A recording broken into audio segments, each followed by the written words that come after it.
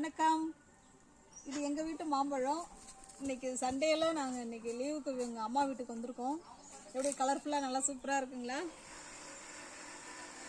பாருங்க, எங்கள் வீடு ஃபுல்லாகவே மாமரம் தான். நிறைய மாமரம் எங்கள் வீட்டில் இருக்குது. இது சண்டே ஸ்பெஷல். வாங்க எல்லாரும் வாங்க சாப்பிட்லாம். வாவ்,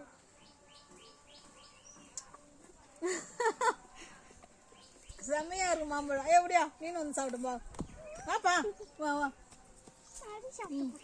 காமி, அங்க பார், அங்க பார். சூப்பரா இருக்கா? நல்ல டேஸ்டா இருக்குல்ல?